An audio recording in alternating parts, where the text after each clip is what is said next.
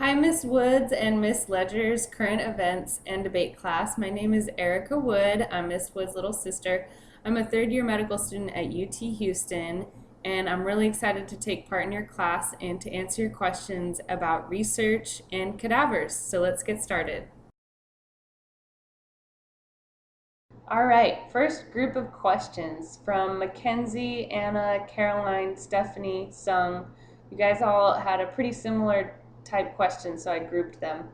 Mackenzie said, is it hard emotionally and physically to cut open a human body? And Caroline said, is it unsettling to operate on a cadaver? Did it ever feel intrusive or creepy? My answer would be yes at first, but we eventually got used to it. On our first day, I remember walking into the lab, and it's in the basement of the medical school, and so it's kind of cold and dark and dank, and it just sort of felt like a morgue when we first walked in. The cadavers are stored in what we call the tank. It's basically a metal box with embalming fluid, and the bodies are stored in there when we're not dissecting on them.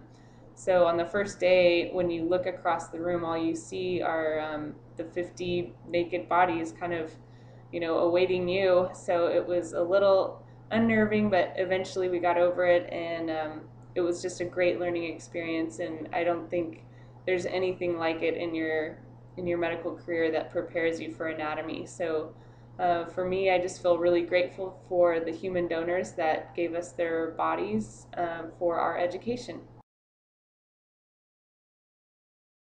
Next question. Do you use computers to simulate dissections? There are computers in the cadaver lab at UT Houston, but they're used mostly for a supplement. The primary way of learning anatomy is to do the hands-on work of dissecting, which is rigorous and also really valuable to learn surgical techniques as well as understanding the physical relationships between different anatomical structures, which you can't really get a full appreciation for with a computer, in my opinion. There is some push by medical administrators to get rid of the cadaver system, but I think that it's an irreplaceable part of the medical education, and I hope that it doesn't change anytime soon. And besides, our patients are going to be real humans and not computers, so I think it's best to learn anatomy with the real deal.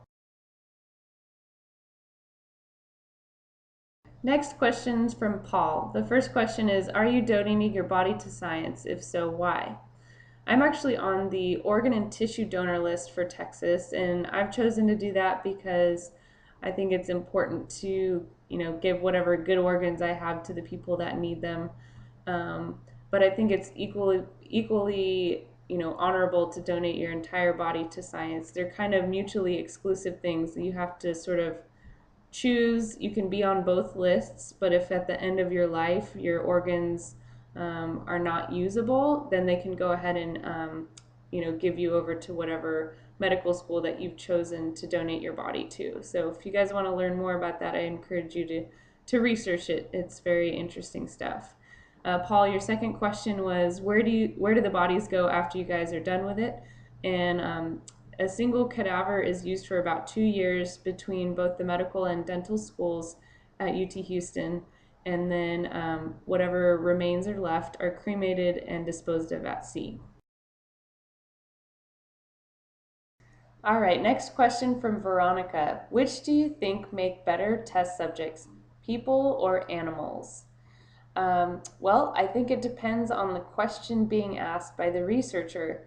So if the researcher is interested in something that's happening inside the cell, for example, the DNA gets altered or some gene change happens and they want to know what effect that has, that's a model that can be studied at the cellular level. So that would not necessarily require an animal. But when you're looking at drugs, for example, new medicines being made, you need to know what kind of impact that medicine is going to have on the living organism, the living animal. So you want to know, is it safe and what doses is it safe at? And all of that we learn all of that information by using animal models. in the development of new drugs, there has to be enough evidence in animal models that the drug is safe and effective before it can be tested in humans. So um, I think in the foreseeable future, animals will continue to be a part of most scientific advances, at least in medicine. Next question from Camille. Do you feel sad for the animals that are used in scientific experiments? Um, no, I don't feel sad. I think there are really good laws in place that protect animals that are involved in scientific experiments.